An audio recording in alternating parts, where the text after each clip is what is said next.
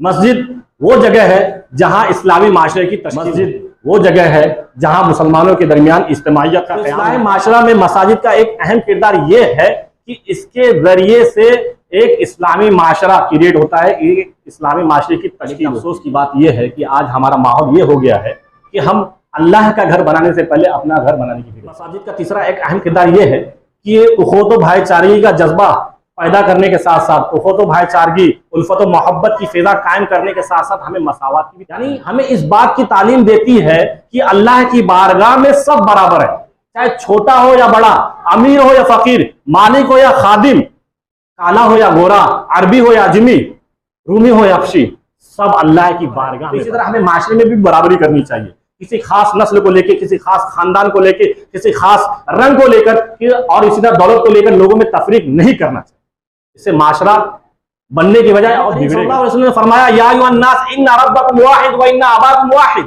الا لفظ لعربی علی عجمی ولا لعجمی علی عربی ولا احمر علی اسود ولا اسود علی۔ خواتین کی دینی اصلاح اور دینی تربیت ہوگی، جب ان کی دینی اصلاح اور تربیت ہوگی تو ان کے اولاد، ان کے بچوں کی دینی اصلاح و تربیت ہوگی، جب ان کے بچوں کی دینی اصلاح و تربیت ہوگی تو ایک گھر کی دینی اصلاح و تربیت ہوگی، جب ایک گھر کی دینی اصلاح و تربیت ہوگی تو ایک خاندان کی دینی اصلاح و تربیت ہوگی، جب ایک خاندان کی دینی اصلاح اور تربیت ہوگی تو ایک پورے سماج اور معاشرے کی دینی اصلاح۔ مساجد سے روکتے ہیں، جس کا نقصان یہ ہوتا ہے، جس کا ڈس ایڈوانٹیج یہ ہوتا ہے کہ جتنے بھی فالتو کے سیریلز ہیں انہوں نے ان کے ذہنوں پر قبضہ بنا لیا ہے، جس کی وجہ سے پورا خاندان اخلاقی بگاڑ کا شکار۔ اور سب سے بڑا نقصان کیا ہو رہا ہے جانتے ہو؟ کہ ہماری جو اسلامی معصوم بچیاں جن کو دینی کمی رہتی ہے، مساجد سے جڑی نہیں رہتی، اسلام سے جڑی نہیں رہتی ہیں، وہ فتنہ ارتداد کا شکار ہو رہی ہیں، غیر مسلموں سے شادی کر کے اپنی دنیا و آخرت دونوں تباہ و برباد کر رہی ہیں۔ ان الحمد للہ نحمده ونستعینه ونستغفره ونعوذ باللہ من شرور انفسنا ومن سیئات اعمالنا من يهده الله فلا مضل له ومن يضلل فلا هادي له ونشهد ان لا اله الا الله وحده لا شريك له ونشهد ان محمدا عبده ورسوله اما بعد فان خير الحديث كتاب الله وخير الهدي هدي محمد صلى الله عليه وسلم وشر الامور محدثاتها وكل محدثة بدعة وكل بدعة ضلالة وكل ضلالة في النار۔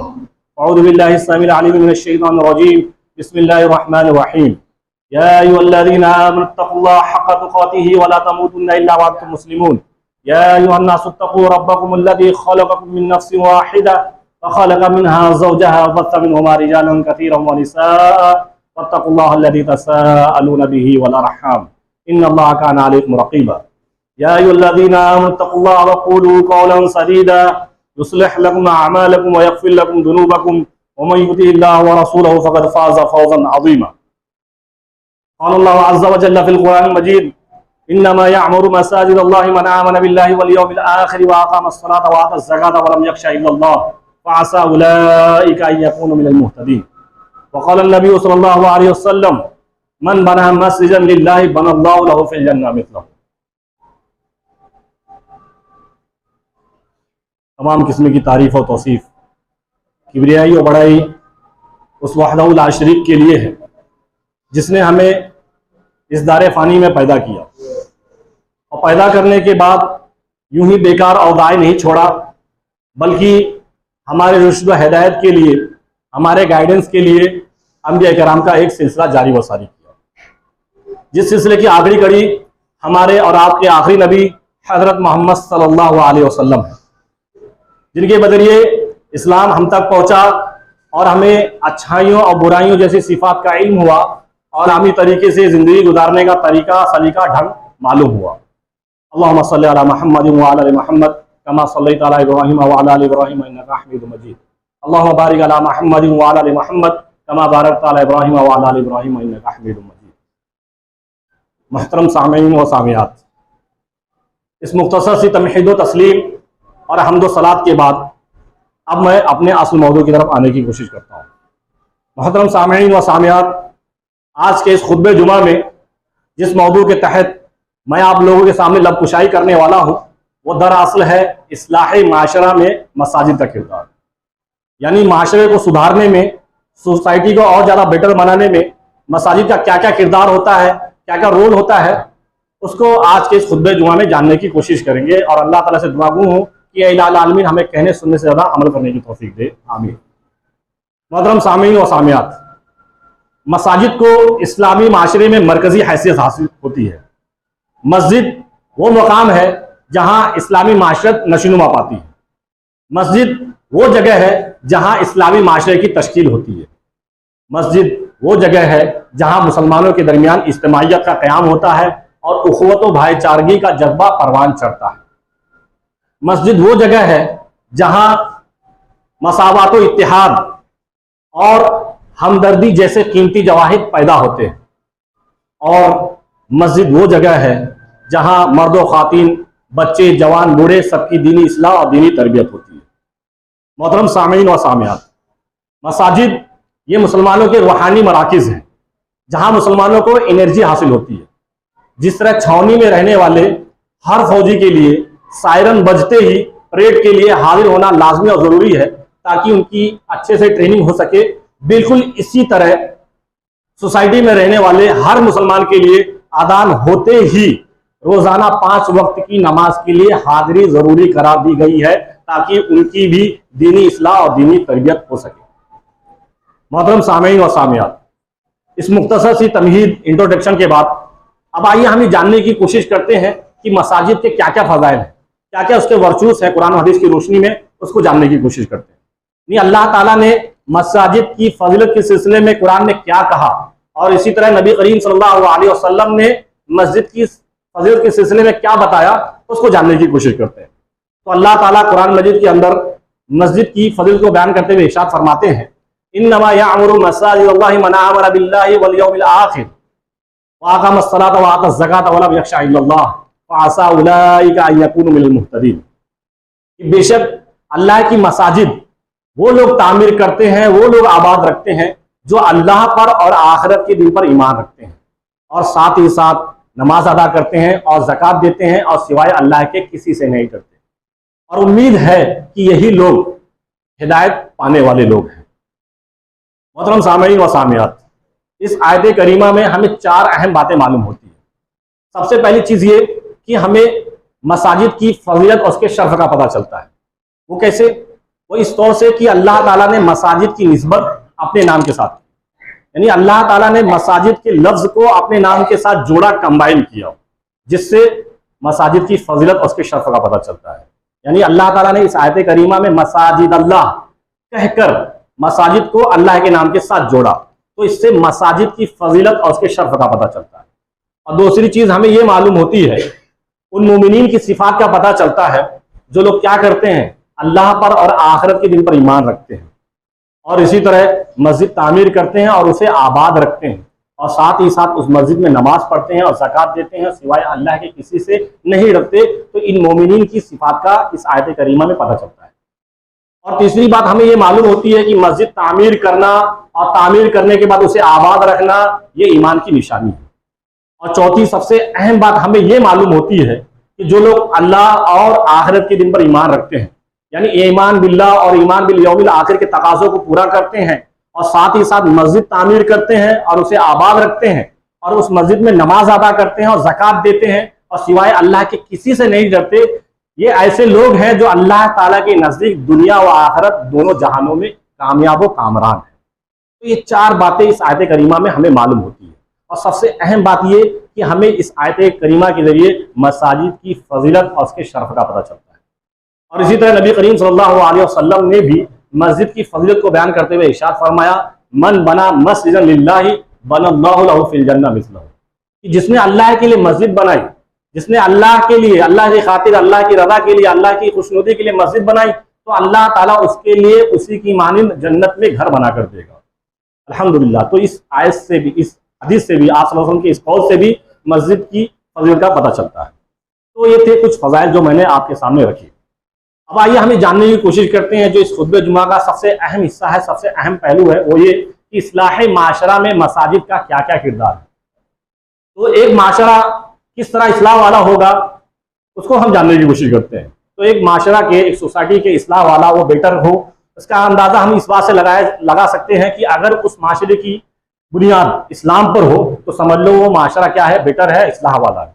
और इसी तरह उस माशरे में उखवत व भाईचारगी हो, यानी ब्रदरहुड का जज्बा लोगों के अंदर पाया जाता हो, लोग आपस में एक दूसरे से अच्छे से मिलते हो, بھائی چارگی سے اور خندہ پیشانی سے ملتے ہیں، اس معاشرے میں سمجھ لو وہ معاشرہ اصلاح والا ہے۔ اور تیسری سب سے اہم چیز کہ اس معاشرے میں مساوات ہو، یعنی بھید بھاؤ نہ ہو، ذات کو لے کر، نسل کو لے کر، خاندان کو لے کر۔ اس معاشرے میں اگر بھید بھاؤ نہیں ہے تو اس کا مطلب وہ معاشرہ بالکل خوشگوار اور اچھا معاشرہ ہے، اور وہ اصلاح والا معاشرہ ہے۔ تو مساجد ایک اہم کردار یہ ادا کرتی ہے کہ تمام تر صفات ایک معاشرے میں، ایک سوسائٹی میں پیدا کرتی ہے۔ تو یہ جو کردار جو ادا کر رہی ہے مساجد، اس کو آج کے اس خطبہ جمعہ میں انشاءاللہ جاننے کی کوشش کریں گے، اور اللہ تعالیٰ سے دعا گو ہوں کہ الہ العالمین ہمیں کہنے سننے سے زیادہ اس کے مطابق عمل کرنے کی توفیق دے، آمین۔ تو سب سے اہم کردار مساجد کا اصلاح معاشرہ میں، معاشرے کو اصلاح کرنے میں، اسے اور زیادہ بیٹر بنانے میں، اس کو فارمیشن کرنے میں کیا کردار ادا کرتی ہے، اس کو جاننے کی کوشش کرتے ہیں۔ تو اصلاح معاشرہ میں مساجد کا ایک اہم کردار یہ ہے کہ اس کے ذریعے سے ایک اسلامی معاشرہ کریٹ ہوتا ہے، ایک اسلامی معاشرے کی تشکیل ہوتی ہے۔ وہ کیسے؟ وہ اس طور سے کہ مسجد معاشرے کو اسلامی بنانے میں ایک مرکزی حیثیت رکھتی ہے، اور اس کا اندازہ ہم اس بات سے بھی لگا سکتے ہیں کہ جب نبی کریم صلی اللہ علیہ وسلم کو اسلامی معاشرہ، اسلامی سوسائٹی قائم کرنے کا موقع ملا تو آپ صلی اللہ علیہ وسلم نے اسلامی معاشرہ کیسے قائم کیا؟ نبی کریم صلی اللہ علیہ وسلم نے اسلامی معاشرہ مسجد قباء اور مسجد نبوی کی بنیاد رکھ کر کی، اور اپنے اس اقدام سے اور اپنے اس اسٹیپ سے اس بات کی طرف اشارہ کیا کہ مسجد اصلاح معاشرہ میں، ایک اسلامی سوسائٹی بنانے میں ایک اہم کردار ادا کرتی ہے۔ اور اسی نظریے کے پیش نظر جب نبی کریم صلی اللہ علیہ وسلم مدینہ پہنچے تو آپ صلی اللہ علیہ وسلم نے بلا کسی تاخیر کے سب سے پہلے مسجد کی بنیاد رکھی، اور اس کا فائدہ یہ ہوا کہ یہ اسلام کے پیغام کی جامعیت کا آئینہ دار بن گئے، یعنی دا میسج آف اسلام کے اسپرٹ کا، اس کے پھیلاؤ کا ایک مرکز، ایک سینٹر بن گئی، اور اسلام کی کرنیں ہر جگہ پھیلنے لگی، پھوٹنے لگی، اور اس کی برکت سے ایک ایسا معاشرہ تشکیل ہوا، ایک ایسا معاشرہ کریٹ ہوا جس طرح معاشرہ ابھی تک بنا ہی نہیں، یعنی اس کو سب سے بیٹر، سب سے اچھا معاشرہ مانا گیا، اس کو قرون اولا جو سب سے بہترین معاشرہ مانا گیا۔ تو ایک مسجد ایک اہم کردار یہ ادا کرتی ہے کہ وہ ایک اسلامی معاشرہ بناتی ہے، اور ہمیں یہ بات بھی معلوم ہوتی ہے کہ ایک اسلامی سوسائٹی، ایک اسلامک سوسائٹی، ایک اسلامی معاشرہ مسجد کے اندر ہی جنم لیتی ہے۔ لیکن افسوس کی بات یہ ہے کہ آج ہمارا ماحول یہ ہو گیا ہے کہ ہم اللہ کا گھر بنانے سے پہلے اپنا گھر بنانے کی فکر کرتے ہیں، پھر اس کے بعد معاشرہ صحیح نہیں ہے، بیکار ہے، یہ تمام تر شکایت کرتے ہوئے کیا کرتے ہیں، وہاں سے ہجرت کر جاتے ہیں، یا پھر وہاں سے نکال دیے جاتے ہیں، یہ بول کر کہ مسلم از ناٹ الاؤڈ۔ اس کی وجہ کیا ہے؟ اس کی وجہ ہم خود ہیں۔ حالانکہ ہمیں اپنے گھر کے ساتھ ساتھ یا اپنے گھر سے پہلے اللہ کے گھر کے بنانے کی فکر کرنی چاہیے، تاکہ ایک اسلامی معاشرہ بن سکے، وہاں ہم لوگ سکون سے رہ سکے، اللہ کی عبادت بے خوف و خطر کر سکے۔ کیوں؟ کیونکہ اللہ تعالیٰ کا ارشاد گرامی ہے، ان اول بیت وضع للناس للذی ببکۃ مبارکا وہدی للعالمین، کہ بلا شبہ روئے زمین پر اللہ کی جو گھر بنایا گیا، کہاں بنایا گیا؟ مکہ مکرمہ میں بنایا گیا، جو آگے چل کے مبارک وہدی للعالمین، لوگوں کے لیے بابرکت اور ہدایت کا ذریعہ بنا۔ تو مساجد کا ایک اہم کردار معاشرہ کو سدھارنے میں یہ ہے کہ اس کے ذریعے سے ایک اسلامی سوسائٹی بنتی ہے، کریٹ ہوتی ہے، تشکیل ہوتی ہے۔ یہ پہلا کردار تھا مساجد کا۔ اور دوسرا کردار یہ ہے کہ اس کے ذریعے سے مسلمانوں کے درمیان اخوت و بھائی چارگی کا جذبہ پیدا ہوتا ہے، یعنی دوسرا ایک اہم کردار یہ ہے کہ یہ لوگوں کے درمیان، مسلمانوں کے درمیان اخوت و بھائی چارگی، اور اسی طرح اظہار و ہمدردی، سیکریفائز، اور اسی طرح لوگوں کے لیے جان نثاری کا جذبہ پروان چڑھاتی ہے۔ کیوں؟ کیونکہ یہ مسجد صرف 5 وقت کی نماز کے لیے نہیں ہے، بلکہ اس مسجد کے ذریعے لوگوں کے دل ملتے ہیں، اخوت و بھائی چارگی کا جذبہ آپس میں پروان چڑھتا ہے اس کے ذریعے سے۔ اور اس کا اندازہ بھی ہم اس بات سے بھی لگا سکتے ہیں کہ مسجد میں جو لوگ آتے ہیں نماز پڑھنے کے لیے، تو ایک دائرے کے مسلمان کی باہمی ملاقات کا ایک مستقل نظام، ایک سسٹم تشکیل پا جاتا ہے، یعنی لوگ ایک دوسرے سے ملنے لگتے ہیں۔ جب ملاقات کا سلسلہ آگے بڑھتا ہے تو ایک دوسرے سے انسیت ہو جاتی ہے، ایک دوسرے سے محبت ہونے لگتی ہے، اور پھر اس کے بعد انسان ایک دوسرے کے مسائل، معاملہ سے واقف ہونے لگتا ہے، اس کے دکھ درد میں شریک ہونے لگتا ہے۔ تو اس طرح ایک مساجد کے ذریعے، مسجد کے ذریعے اخوت و بھائی چارگی کا جذبہ پروان چڑھتا ہے، ایک فضا قائم ہوتی ہے۔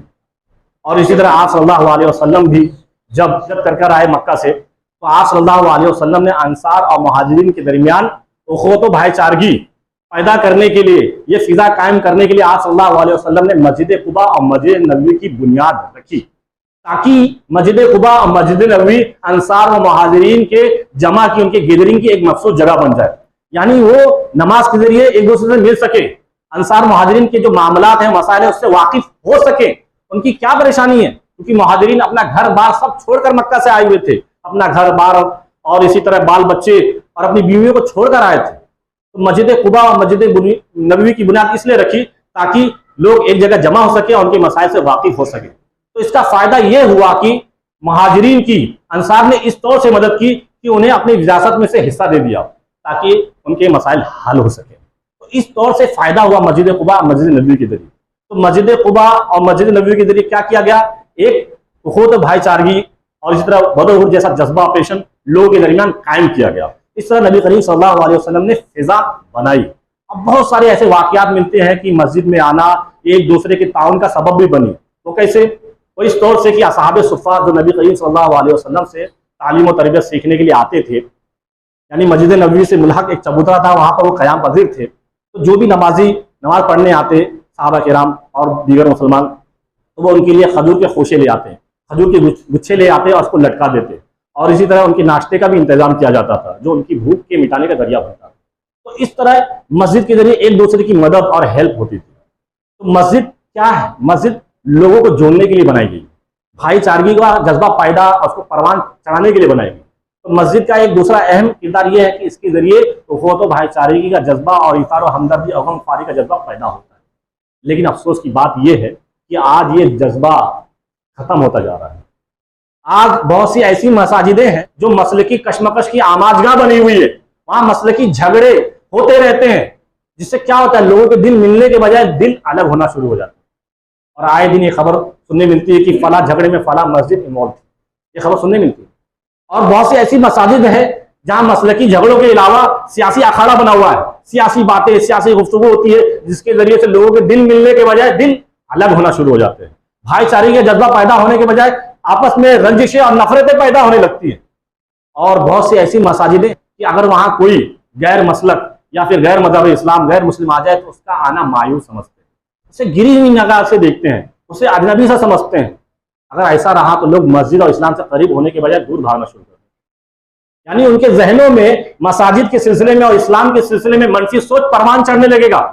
وہ تو بھائی چارگی کا جذبہ پیدا ہونے کے بجائے منفی سوچ ان کے اندر پروان چڑھنے لگے گا۔ حالانکہ نبی کریم صلی اللہ علیہ وسلم نے ایسا بھید بھاؤ نہیں کیا۔ نبی کریم صلی اللہ علیہ وسلم نے مساجد کے ذریعے لوگوں کو جوڑا اس طور سے کہ ایک بار نجران سے ایک عیسائی وفد، ایک عیسائی بڑی جماعت آئی ہوئی تھی، تو آپ صلی اللہ علیہ وسلم نے ان کو مسجد نبوی میں ٹھہرایا۔ اور یہی نہیں بلکہ طائف سے ایک مشرک وفد، ایک مشرکوں کا وفد جماعت آئی ہوئی تھی، تو ان کو بھی نبی کریم صلی اللہ علیہ وسلم نے مساجد میں ٹھہرایا اور صحابہ کرام سے کہا کہ ان کی مہمان نوازی اس طور سے کرنا کہ قرآن پاک کے تلاوت کی جو آوازیں ہیں ان کی کانوں تک پہنچنی چاہیے، تاکہ وہ لوگ اسلام سے مساجد سے قریب ہو سکے، جو ان کی جو منفی سوچ ہے اسلام کے تعلق سے مساجد کے سلسلے میں ختم ہو سکے۔ تو مسجد کا کام کیا ہے؟ لوگوں کو جوڑنا ہے، لوگوں کو توڑنا نہیں۔ لیکن لوگ آج اس کے برعکس کام کر رہے ہیں۔ حالانکہ مسجد کا ایک اہم کردار یہ ہے کہ اس کے ذریعے اخوت و بھائی چارگی، ایثار و ہمدردی، غم خواری جیسے جذبات پروان چڑھتے ہیں۔ یہ دوسرا ایک اہم کردار ہے ایک سوسائٹی کو بیٹر بنانے میں۔ اور بہت سی ایسی مساجد ہیں ماشاءاللہ جہاں غیر مسلموں کو بلایا جاتا ہے، دعوت دی جاتی ہے اور ان کو بتایا جاتا ہے کہ ہم کیا کیا کام کر رہے ہیں، کیا کیا سوشل ورک کر رہے ہیں، بتاتے ہیں۔ تو الحمدللہ ان کی جو منفی سوچ ہے وہ ختم ہوتے جا رہے ہیں۔ تو ہمیں بھی اس سے جوڑنا چاہیے، مساجد سے لوگوں کو توڑنا نہیں چاہیے۔ اور اسی طرح مساجد کا تیسرا ایک اہم کردار یہ ہے کہ یہ اخوت و بھائی چارگی کا جذبہ پیدا کرنے کے ساتھ ساتھ، اخوت و بھائی چارگی، الفت و محبت کی فضا قائم کرنے کے ساتھ ساتھ ہمیں مساوات کی بھی تعلیم دیتی ہے۔ یعنی ہمیں اس بات کی تعلیم دیتی ہے کہ اللہ کی بارگاہ میں سب برابر ہے، چاہے چھوٹا ہو یا بڑا، امیر ہو یا فقیر، مالک ہو یا خادم، کالا ہو یا گورا، عربی ہو یا اجمی، رومی ہو یا حبشی، سب اللہ کی بارگاہ میں برابر۔ یعنی ہمیں یہ مساوات کی تعلیم یہ مسجد دیتی ہے۔ کیوں؟ کیونکہ اللہ کی بارگاہ میں سب میں کھڑے ہو کر اللہ تعالیٰ کے سامنے سجدہ ریز ہوتے ہیں۔ جب اللہ تعالیٰ کی بارگاہ میں کسی قسم کی تفریق نہیں تو ہم کون ہوتے ہیں تفریق کرنے والے سوسائٹی میں؟ تو مسجد ہمیں یہ تعلیم دیتی ہے، ہمیں مساوات کی تعلیم دیتی ہے، ایکولیٹی کی، برابری کی تعلیم دیتی ہے۔ یعنی اللہ کی بارگاہ میں سب برابر ہے۔ تو اسی طرح ہمیں معاشرے میں بھی برابری کرنی چاہیے، کسی خاص نسل کو لے کے، کسی خاص خاندان کو لے کے، کسی خاص رنگ کو لے کر اور اسی طرح دولت کو لے کر لوگوں میں تفریق نہیں کرنا چاہیے۔ اس سے معاشرہ بننے کی بجائے اور بگڑے گا۔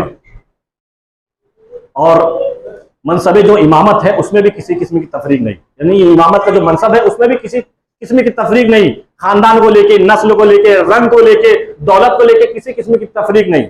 منصب امامت کا جو معیار، اصل جو معیار ہے وہ تقوی اور طہارت ہے، علم و دانش ہے اور فضل و کمال ہے۔ یعنی مسجد ہمیں یہ تعلیم دیتی ہے کہ سب برابر ہے، ایکولیٹی کی تعلیم دیتی ہے، مساوات کی تعلیم دیتی ہے۔ اور علامہ اقبال نے کیا خوب کہا ہے، ایک ہی صف میں کھڑے ہو گئے محمود و ایاز، ایک ہی صف میں کھڑے ہو گئے محمود و ایاز، نہ کوئی بندہ رہا اور نہ کوئی بندہ نواز، بدہ و صاحب و محتاج و غنی سب ایک ہوئے، تیری سرکار میں پہنچے تو سب ایک ہوئے۔ تو یہ مسجد ہمیں مساوات کی تعلیم دیتی ہے، اور بہت سے ایسے لوگ ہیں جو مساجد سے اور اسلام سے دور رہتے ہیں، ان کے اندر مساوات جیسی صفت نہیں پائی جاتی۔ مساوات جیسی صفت نہ پائی جانے کی وجہ سے وہ لوگ آپس میں لڑتے جھگڑتے رہتے ہیں، جیسے کہ آئے دن سننے ملتا ہے کہ امریکہ میں کالے گورے کی لڑائی ہو گئی۔ میں نے تو یہاں تک یہ سنا ہے اپنے ایک امریکی ساتھی سے کہ کالوں کے لیے الگ گارڈن، الگ ہوٹل، اور اسی طرح گوروں کے لیے الگ گارڈن، الگ ہوٹل رہتا ہے۔ اس طرح رنگ کو لے کر تفریق کرتے ہیں، حالانکہ سب اللہ کی بارگاہ میں برابر ہیں۔ نبی کریم صلی اللہ علیہ وسلم نے کیا فرمایا؟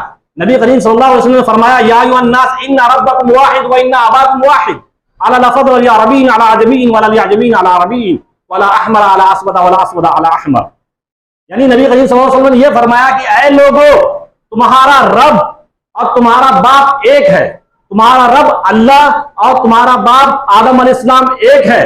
تو غور سے سن لو، تو کسی عربی کو کسی عجمی پر، اور کسی عجمی کو کسی عربی پر، اور کسی گورے کو کسی کالے پر، اور کسی کالے کو کسی گورے پر کوئی فوقیت نہیں ہے، کوئی برتری نہیں ہے، سب اللہ کی بارگاہ میں برابر ہے۔ اگر فوقیت کا کوئی معیار ہے تو وہ تقویٰ ہے۔ تو نبی کریم صلی اللہ علیہ وسلم نے یہ کہہ کر جو تفریق جیسی جو بری چیز تھی اس کو جڑ سے آپ صلی اللہ علیہ وسلم نے کاٹ دی۔ ہمیں یہ بات معلوم ہوتی ہے کہ مساجد ہمیں مساوات کی تعلیم دیتی ہے، یعنی ایک اہم کردار یہ ادا کرتی ہے کہ معاشرے میں مساوات جیسی جو صفت ہے اس کو پروان چڑھاتی ہے۔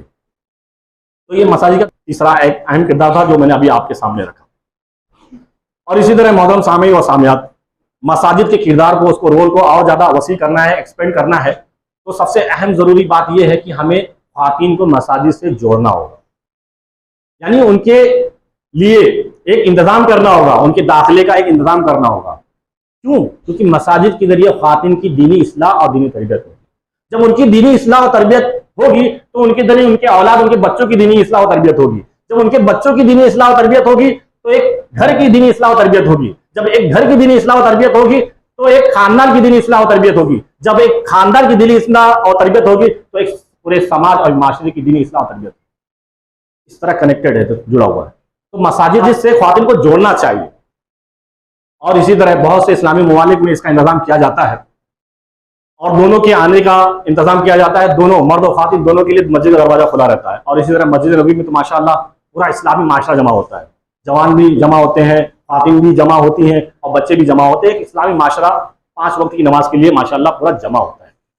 اور اسی طرح ہندو پاک میں بھی، جماعت اہل حدیث میں بھی اس کا انتظام کیا جاتا ہے، اور اسی طرح جماعت اسلامی سے جو متاثر حلقے ہیں وہ بھی اس پر عمل کرتے ہیں۔ اس کا فائدہ یہ ہوتا ہے کہ جو خواتین گھر کے باہر رہتی ہیں یا بازار میں رہتی ہیں تو وہ اپنے نمازیں ضائع کرنے سے بچ جاتی ہیں، اور اسی طرح مسجد میں بار بار آنے کی وجہ سے ان کو دینی فکر کی غذا حاصل ہوتی رہتی ہے، ان کی دینی اصلاح اور دینی تربیت ہوتی ہے، ان کے ذریعے ان کے بچوں کی، پھر ان کے گھر کی، پھر ان کے خاندان کی، پھر اس کے بعد پوری سوسائٹی اور معاشرے کی تربیت۔ لیکن افسوس کی بات ہے یہ ہے کہ آج لوگ خواتین کا مساجد میں آنا مایوس سمجھتے ہیں، یعنی اسے برا تصور کرتے ہیں، ان کے انتظام نہیں کرتے، ان کو مساجد سے روکتے ہیں، جس کا نقصان یہ ہوتا ہے، جس کا ڈس ایڈوانٹیج یہ ہوتا ہے کہ جتنے بھی فالتو کے سیریلز ہیں انہوں نے ان کے ذہنوں پر قبضہ بنا لیا ہے، جس کی وجہ سے پورا خاندان اخلاقی بگاڑ کا شکار ہے، اور بچوں کی صحیح طریقے سے تربیت خواتین کے ذریعے نہیں ہو پاتی ہے۔ پھر یہ شکایت کرتے ہیں کہ ہمارا بچہ بگڑ گیا ہے، ہمیں گالی دیتا ہے، یہاں وہاں گھومتا ہے۔ اس کے ذمہ دار کون ہے؟ اس کے ذمہ دار ہم ہیں، خود ہیں۔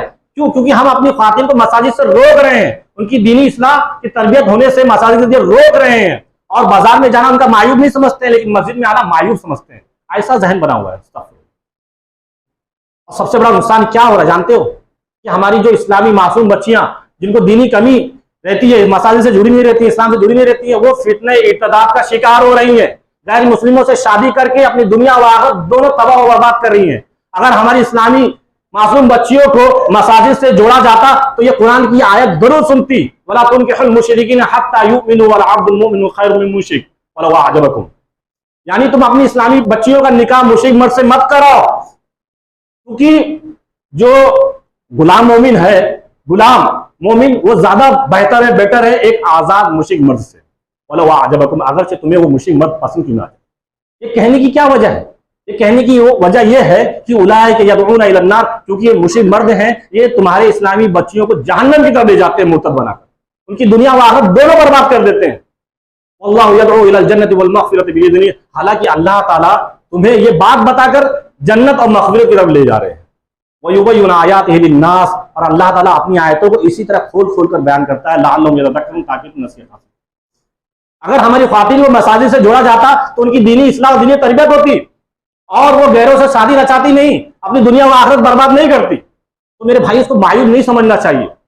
अगर हमें मसाजिद के किरदार को और ज्यादा वसी करना है तो ख्वातीन को मसाजिद से जोड़ना जरूरी है, ताकि उनकी दीनी इस्लाह और दीनी तरबियत हो सके, और उनके जरिए उनके बच्चों की, फिर उनके घर और खानदान की, फिर उसके बाद पूरे माशरे की तरबियत हो सके। और माशाअल्लाह मुबारक भाई के जरिए ये बात पता चली कि यहाँ औरतों का इंतजाम है, ये जानकर बहुत खुशी हुई। और अल्लाह ताला से दुआ हो कि इलाही आलमीन और मजीद बरकत दे और इस मस्जिद को और ज्यादा वसी करे, और इसी तरह इसे तौहीद का सब चश्मा बनाए, आमीन। मोहतरम सामने ये कुछ किरदार थे जो मैंने आपके सामने रखी, यानी इस्लामी माशरे में मसाजिद का क्या क्या किरदार है वो अभी आगे आपके सामने मैंने कुरान और हदीस के रोशनी में रखी। तो हमारे जहन में ये बात आती है कि मसाजिद का इतना बेनिफिट है, इतना फायदे हैं, तो तामीर मसाजिद में और इसी तरह मसाजिद की तोसी में, उसको एक्सपेंड करने में हमें बढ़ चढ़ कर हिस्सा लेना चाहिए। वाकई में हिस्सा लेना चाहिए, क्योंकि इसके अपने बहुत सारे फायदे, दुनियावी भी फायदे हैं और उखरवी भी फायदे हैं। दुनियावी जो फायदे हैं वो भी मैंने आपको बता दी, और उखरवी फायदा यह है कि इसके बदले अल्लाह ताला ऐसे शख्स को जो तामीर मसाजिद में बढ़ चढ़ कर हिस्सा लेता है, भले से थोड़ी रकम लगाता है, लेकिन अल्लाह ताला उसको इसका बड़ा बदला देते हैं। बड़ा बदला क्या देते हैं? उन्हें जन्नत में एक घर बना कर देंगे। और इसी तरह तामीर मस्जिद में हिस्सा लेना, तामीर मसाजिद में हिस्सा लेना एक बेहतरीन अमल है, लोगों को इसमें बढ़ चढ़ कर हिस्सा लेना चाहिए। और इसी तरह उन लोगों को खास तौर पर बढ़ चढ़ कर हिस्सा लेना चाहिए जिनको अल्लाह ताला ने वाफिर मिकदार में माल अता किया है, क्योंकि जरूरियात जिंदगी से अगर जो फाजिल माल है, अगर वो कहीं इन्वेस्ट करना चाहते हैं, सदका जारिया उसको बनाना चाहते हैं, तो उन्हें तामीर मसाजिद में बढ़ चढ़ कर हिस्सा लेना चाहिए। क्यों? क्योंकि इसका फायदा ये होगा कि अल्लाह ताला उन्हें जन्नत में घर बना कर देंगे। जैसे कि नबी करीम सल्लल्लाहु अलैहि वसल्लम का इरशाद गिरामी है, मन बना मस्जिदन लिल्लाहि कमफ़हस क़तातिन और असग़र, कि जिसने अल्लाह के लिए मस्जिद बनाई परिंदे के घोंसले के जितना या उससे छोटी, बनल्लाहु लहू बैतन फिल जन्नह, तो अल्लाह ताला उसके लिए जन्नत में घर बना कर दिया। यानी परिंदे के घोंसले के जितना या उससे छोटा, ये किनाया है, तशबीह है। बताना ये मकसद है कि अगर कोई शख्स छोटी से छोटी मस्जिद बनाता है या छोटा से छोटा रकम मस्जिद में लगाता है, तो अल्लाह ताला इस छोटी सी नेकी के बदले उसे जन्नत में आलीशान घर बना कर देंगे। अल्लाह ताला के यहाँ कोई भी नेकी छोटी नहीं होती। कोई भी चीज, कोई भी पैसा जो अल्लाह ताला के लिए लगाया जाए, उसको इंशाल्लाह आपको अगर नियत खालिस है तो आपको उसका बेहतरीन अजर मिलेगा। तो ये तामीर मसाजिद के फजाइल थे। और दूसरा फायदा ये है कि इंसान के मरने के बाद भी अगर वो तामीर मसाजिद में बढ़ चढ़ कर हिस्सा लिया है, तामीर मसाजिद का काम किया है, तो उसके मरने के बाद भी उसको उसका सवाब मिलता है। यानी इंसान जब मर जाता है तो तमाम चीजें छोड़कर जाता है, कुछ चीज नहीं ले जाता, तमाम चीजें छोड़कर जाता है, कुछ चीज को फायदा नहीं देती, चाहे वो कितना भी कमा ले। न गौरे सिकंदर, न है किब्र दारा, मिटे नामियों की निशा कैसे कैसे। जितने भी लोग आए, जितने भी तुर्रम खां आए, सब चले गए, कुछ नहीं लेकर गए अपने साथ। अगर इंसान अगर कोई चीज लेके जा सकता है तो अपने नेक अमाल उसके साथ जा सकती है। तो तामीर मस्जिद ही एक ऐसा नेक अमल है कि उसके मरने के बाद भी उसको उसका सवाब मिलता रहता है। क्योंकि नबी करीम सल्लल्लाहु अलैहि वसल्लम ने इरशाद फरमाया, इन्ना मिम्मा यल्हक़ुल मुमिना मिन अमलिही व हसनातिही बअदा मौतिही, यानी मोमिन को जो नेक अमाल उसके मौत के बाद पहुंचते रहते हैं, वो कौन कौन से अमाल हैं? इल्मन अल्लमहु व नशरा, वो इल्म जो उसने किसी को सिखा दिया, व नशरा उसको फैला दिया, स्प्रेड कर दिया। और इसी तरह वलदन सालिहन तरका, या नेक औलाद उसने छोड़ी तो जो औलाद उनके लिए दुआएं करती हैं, तो उसको उसका सवाब उसके मरने के बाद में मिलता रहे। फिर आगे फरमाया व मुसहफ़न वर्रका, या उसने कुरान उसके लोगों में डिस्ट्रीब्यूट कर दिया, तकसीम कर दिया, बांट दिया, तो लोगों के पढ़ने की वजह से भी उसको उसका सवाब मिलता रहेगा। फिर आगे कहा और मस्जिद बना, या किसी ने मस्जिद बना दी। अगर किसी ने मस्जिद बना दी तो उस शख्स को उसके मरने के बाद भी उसको उसका सवाब मिलता रहे। तामीर मसाजिद के फज़ाइल देखिए मेरे भाइयों, मरने के बाद भी इसका सवाब मिलता है। यानी हम दुनिया में अपना घर बनाने के लिए और इसी तरह 1 BHK 2 BHK 3 BHK करने के लिए, प्लॉट खरीदने के लिए कितनी ज्यादा मेहनत करते हैं, पूरा अपना जिंदगी का एक हिस्सा लगा देते हैं। हालांकि मरने के बाद ये तमाम चीजें छोड़कर जाना है। یہ فانی ہے، ختم ہونا ہے، 4 دن کی زندگی ہے، پھر اندھیری رات ہے۔ اگر ہمیشگی کی کوئی زندگی ہے تو آخرت کی زندگی ہے، تو ہمیں میرے بھائیوں تعمیر مساجد کے ذریعے ہمیں آخرت کے گھر کی بھی تیاری کرنی چاہیے، ہم اس سے بڑھ چڑھ کے حصہ لینا چاہیے۔ تو یہ کچھ باتیں تھیں جو میں نے آپ کے سامنے رکھی۔ اب اللہ تعالیٰ سے دعا گو ہوں کہ اے الہ العالمین ہمیں کہنے سننے سے زیادہ عمل کرنے کی توفیق دے۔ اے الہ العالمین ہمیں تعمیر مساجد میں بڑھ چڑھ کر حصہ لینے کی توفیق دے۔ اے الہ العالمین ہمیں تعمیر مساجد کے بعد اسے آباد رکھنے کی توفیق دے۔ اے الہ العالمین ہم میں سے جو لوگ بیمار ہیں انہیں تو شفائے کاملہ عاجلہ دے۔ اے الہ العالمین ہم میں سے جو لوگ قرض کے بوجھ تلے دبے ہوئے ہیں، اے الہ العالمین ان سے قرض کے بوجھ کو ہلکا کر دے۔ اے الہ العالمین تو جب تک ہمیں اس دنیا میں زندہ رکھ، ایمان پر زندہ رکھ، اور جب ہمارا خاتمہ ہو ایمان بالخیر ہو۔ وآخر الدعوانا الحمدللہ رب العالمین۔ بارک اللہ لنا ولکم فی القرآن المجید ونفعني وإياكم بالآیات والذکر الحکیم، انہ تعالی جواد کریم ملک مرحوم۔